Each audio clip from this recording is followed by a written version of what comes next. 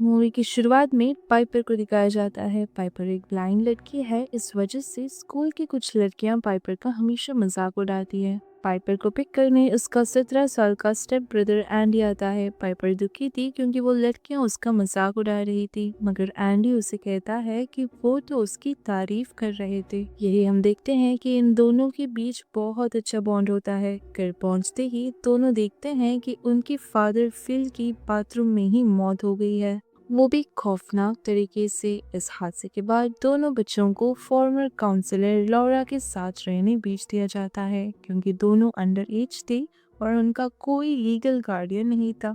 Laura पहले से ही एक बच्चे को अडॉप्ट कर चुकी थी जिसका नाम ओलिवर है। लॉरा बताती है कि ओलिवर अपनी पेरेंट्स की डेथ के बाद से बिल्कुल बोलना बंद कर चुका है।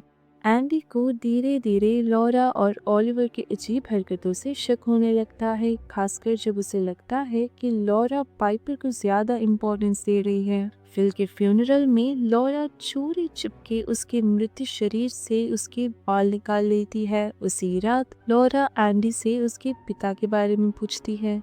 एंडी कन्फेस करता है कि उसके फादर उसके साथ अब्यूसिव थे, उसको काफी ज्यादा मारते थे, जबकि पाइपर के साथ हमेशा प्यार से पेश आते थे। वही लॉरा भी अपनी बेटी कैथी के बारे में बताती है, जो ब्लाइंड थी बिल्कुल पाइपर की तरह। इसलिए उसे पाइपर से बहुत प्यार है क्योंकि उसमें उसको अपनी बेटी नजर आती है। लेकिन कुछ साल पहले कैथी पूल में डूबकर मर गई।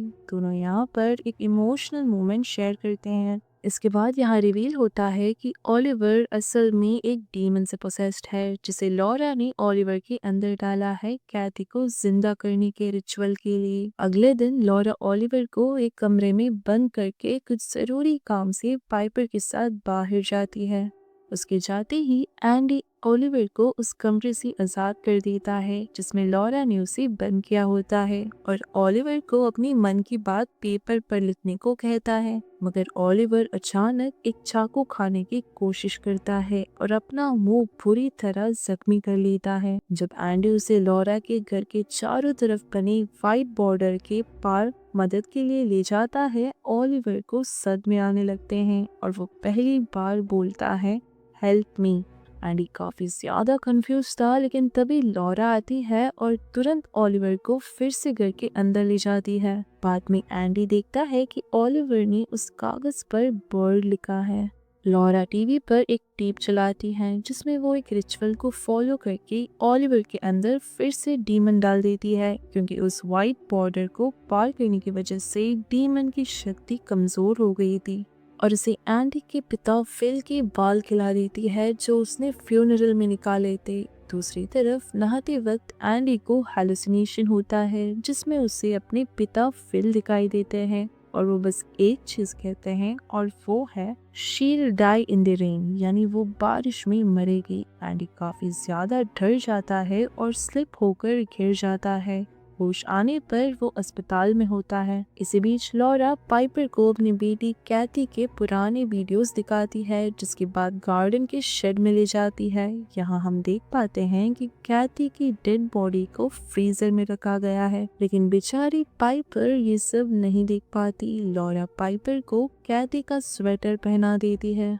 इसके बाद लॉरा एंडी को हॉस्पिटल से घर लाती है। लॉरा उस टेप का बाकी हिस्सा देखती है जिसमें बताया जाता है कि रिचुअल कैसे काम करता है। फ्रीजर में रखे कैथी के मरे हुए शरीर के टुकड़ों को ओलिवर को खिलाना है, फिर उसके बाद ओलिवर के मुंह से पाइपर को खाना है। इसके बाद पाइपर को उसी तरह मारना है जिस तरह से कैथी मरी थी, यानी पूल में डुबाकर मारना है, जिसके बाद कैथी पाइपर के शरीर के अंदर फिर से जिंदा हो सकती है।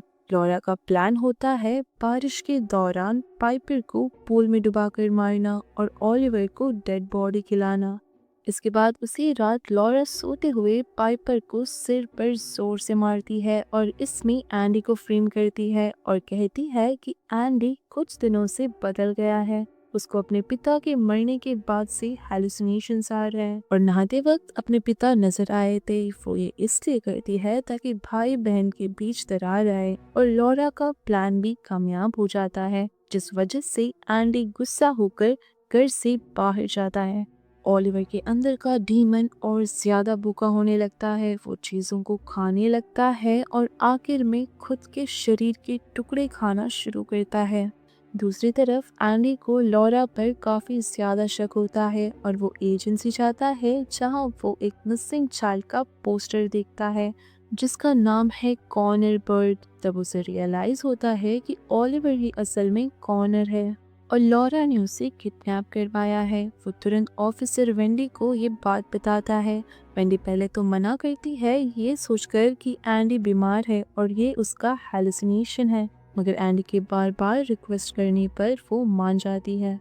एंडी पाइपर को एक वॉइस मेल छोड़ता है जिसमें वो अपने फादर के अब्यूज के बारे में उससे ना शेयर करने के लिए माफी मांगता है और लॉरा से दूर रहने की वार्निंग देता है। लेकिन ये मैसेज पाइपर से पहले लॉरा देख लेती है और वेंडी के आने से पहले पूरा घर साफ कर देती है।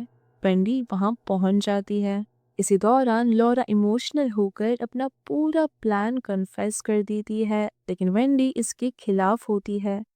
इसके बाद वेंडी और एंडी शेड में जाते हैं जहां वो ओलिवर को कैथी का शरीर खाते हुए देख लेते हैं। जब वो भागने की कोशिश करते हैं लॉरा उन्हें कार से कुचल देती है। वेंडी की वही मौत हो जाती है और एंडी को काफी ज्यादा चोट लग जाती है, लेकिन लॉरा एंडी को पानी में डुबा कर मार देती है। लॉरा पाइपर को प्रैक्टिस से घर लाती है रिचुअल को पूरा करने के लिए। घर पहुंचने के बाद ओलिवर के अंदर का डीमन एंडी की आवाज में पाइपर को बुलाने लगता है। जैसे ही पाइपर उसे छूती है तो उसे एहसास होता है कि वो एंडी नहीं है और कुछ तो गड़बड़ है। पाइपर को लॉरा पर ही शक होने लगता है। वो भागकर तुरंत बाथरूम में खुद को लॉक कर लेती है, मगर तभी उसे बाथरूम में एंडी की डेड बॉडी मिलती है। ये देखकर वो पूरी तरह से टूट जाती है, मगर लॉरा दरवाजा तोड़कर उसे पूल तक घसीट कर ले जाती है और डुबाने लगती है। जब पाइपर उसे मॉम कहकर पुकारती है लॉरा शॉक हो जाती है और इमोशनली टूट जाती है और उसे छोड़ देती है। लॉरा को यहाँ पर कहीं ना कहीं अपनी गलतियों का एहसास होने लगता है। पाइपर जंगल की तरफ भागती है और रास्ते तक पहुंच जाती है। वहीं उसे एक कार मिलती है और वो लोग उसे रेस्क्यू कर लेते हैं। दूसरी तरफ ओलिवर उस वाइट बॉर्डर को पार करते ही गिर पड़ता है और डीमन उसकी बॉडी से निकल जाता है। पुलिस आती है, ओलिवर की आइडेंटिटी कंफर्म करती है कि ये मिसिंग बच्चा कॉनर है। वही एंडिंग सीन में दिखाया जाता है कि पूल में लॉरा कैथी के शरीर को पकड़कर खुद पूल में खुदकुशी कर चुकी थी। पुलिस भी वहां पहुंच जाती है। तो इसी के साथ ये मूवी यहाँ पर खत्म होती है। Thank you for watching.